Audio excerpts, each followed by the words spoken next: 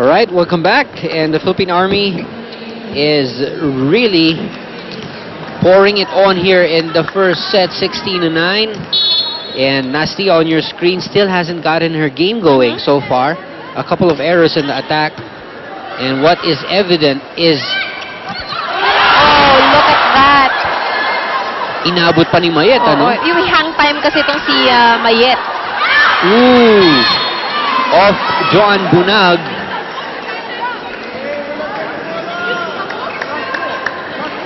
(16-10). Mayet Carolino, a front row attacker for the Philippines. They go to Mayet, straight into the block of Nastia and Mien.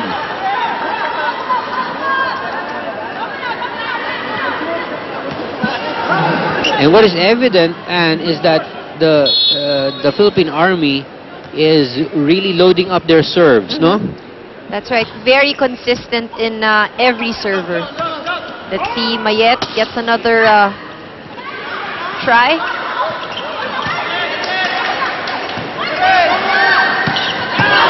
Nice play from Misha.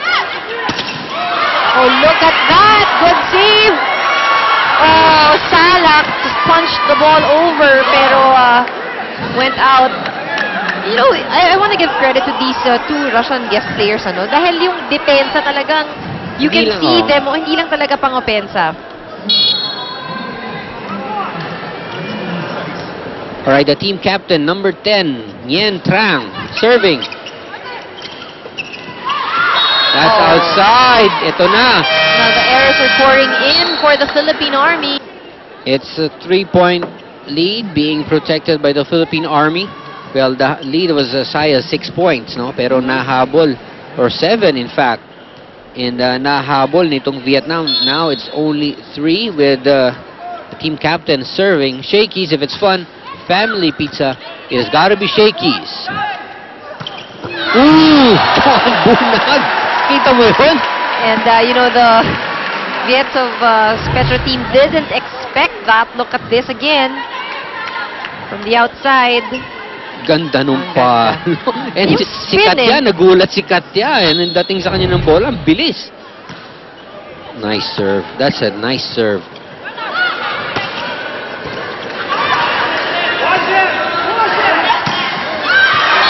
It still fell into the line. A lucky one for Dakis. Ang ganda ng linalaro ni Rachel. Plus, ang ganda pa niya. Ang layo eh, no? Pwede na rin, may connect naman. May connect naman din. May connection naman. Maganda na siya, maganda pa linalaro niya. Ano ba yan? Ano ba yan? May connection naman, Doc. May connect, man. May connect naman. Oh! Solid block! Everyone is just really doing their Ang sarap. Ang ganda, lahat ng tao nakikita mo nagko-contribute, doing their job in their position. Look at Carolino here. Ang ganda nung block. Kita mo yung patak ng bola doon sa linya. Mismo sa ilalim ng net. So, walang kapag-asa na ma-save pa yung bola. At ang maganda doon, nakikita mo yung timing nila talaga sa blocking eh.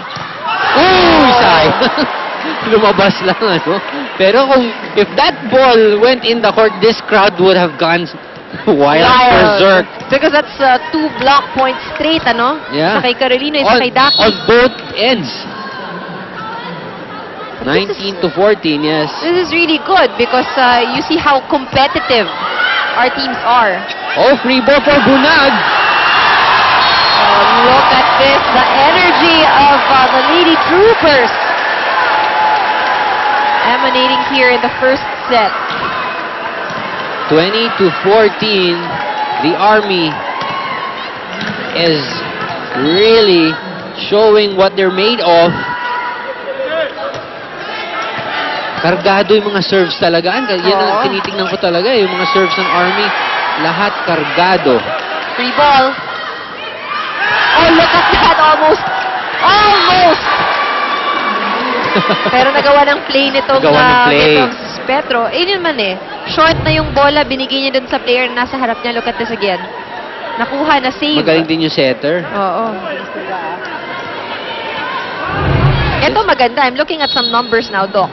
Sabi mo nga, di ba, si Dakis maganda na maganda pa yung nilalaro. If you look at the percent success rate of her attacks, she's currently at 80%. 80, I guess, in that range. Kasi halos lahat ng pinalo resulted to a point. And Joan Bunag is doing the same thing.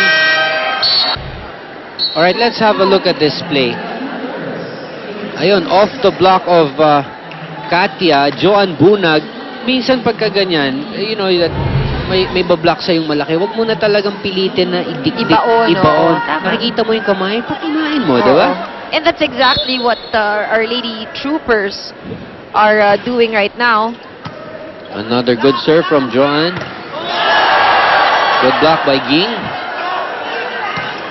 Makikita mo, defense and blocking as well as attack is just working for the Philippine Army team in Balse.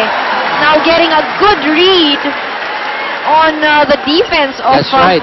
Vietov's Petro. Kita mo, simple lang naman. And Torres has had so many of those, yung libero natin, Oo. no, yung Philippine Army. Ang Good dami na defense. niyang, oh, nice play! That was a nice play. Nobody Nakalusot! saw it coming. Nag-overball. Yun ang sinabing right mistake. Di ba? Right mistake. Na-overball, naka-point pa. Overball, walang pumansin until it landed on the floor. Yung setter din naman ng Vietnam, magaling din ginawa. Kunyari, kukunin, so hindi kinuha. O, di lumampas. Tina with a push. Oh, that was Ging Balse with a push. Rachel waiting for it. Rachel gets blocked this time. Oh, that's too high for Ging. Oh, they block it and Salak gets that in. Kita mo yung dakot nung kamay. Oo. She really had a good hand on that ball. That's a and perfect directed word. it to the Nadakutan floor. niya yung bola, so yung bola nowhere else to go. Nakabalot eh. Nakabalot. And we can see that everything's really working right I now. know, yeah, everything. Axel, the official outfitter of the Shakey's, B. Lee.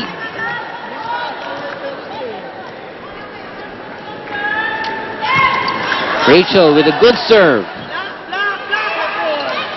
Oh, Salak didn't get that ball.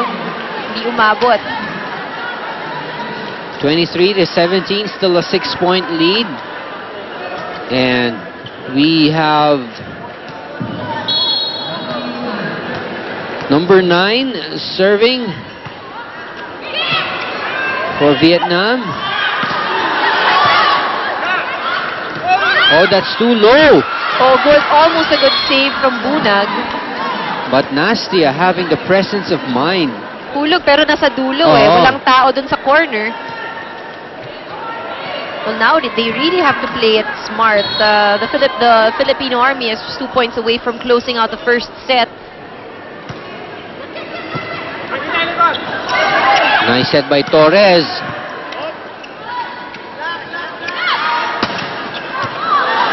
Another good save from Torres. You know, you're right. We should credit Oo. half of the plays to Torres because she's done an excellent job in, keeping the ball alive Ang for the dami Lady niya ng Troopers. magandang dampot, tapos ang ganda ng dating kay Tina. Ang maganda na papabagal niya yung bola. As a setter, I think ang Yeah. ayaw mong makuha yung diretso sa'yo na Oo mabilis. naman. Yung sa kanya, you can see the ball nagba-backspin. So it's a bit slower. May time pa si Tina to assess the situation. And this reception, parang nanalo na tayo, but it's just the first set. It's not yet over. It's not yet over, and by a long shot. And Tina Salak. Let's take a look at our V-League winning play. Look at this. That was a serve coming from Tina Salak. Nag-agawan ang players dito ng Vietnam. And kita mo pa lang sa reaction ni... She was disappointed, Oo, frustrated and with that one. second set coming up. It's a first set win for the Philippines. We'll be right back.